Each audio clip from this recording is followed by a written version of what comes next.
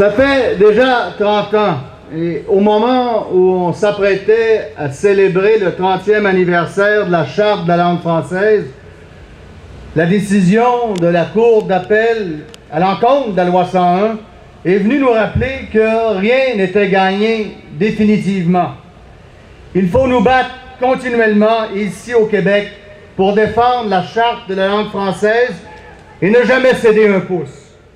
Pourtant, cette décision fondée sur cette Charte canadienne qui nous a été imposée de force va à l'encontre d'une décision unanime de l'Assemblée nationale.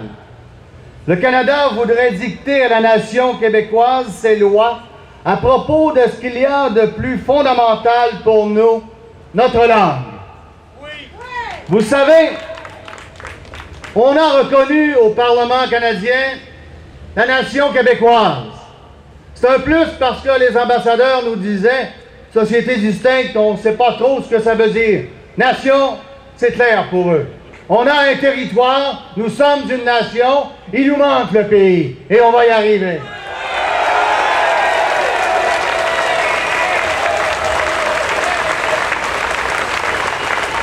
Mais je demande aujourd'hui à Stephen Harper et aux conservateurs, à Stéphane Dion et aux libéraux, à Jack Layton et au NPD,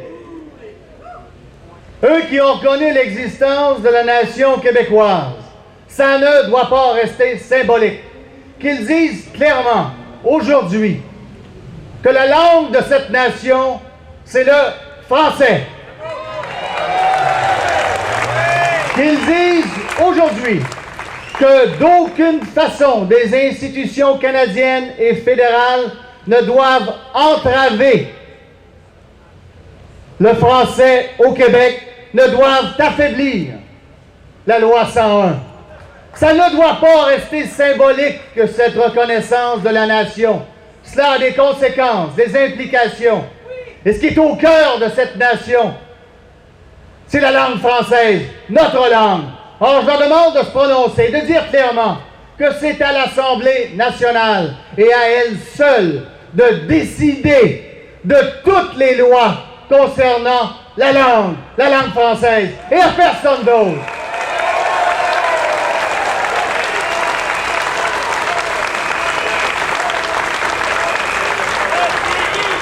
Mais il y a une chose qui, je pense, moi, ressort clairement et s'impose.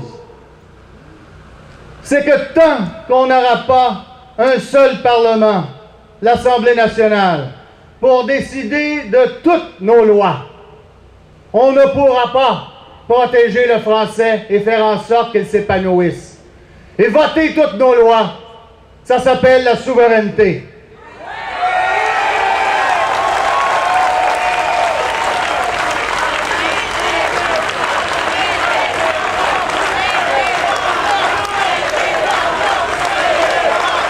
Il y a, je pense, quasi-unanimité au Québec sur la nécessité de la loi 101. À nous d'expliquer aux Québécois et aux Québécoises que pour faire en sorte que cette loi demeure et se renforcisse, il n'y a pas d'autre solution que la souveraineté. Faisons ce travail, convainquons nos gens. Merci.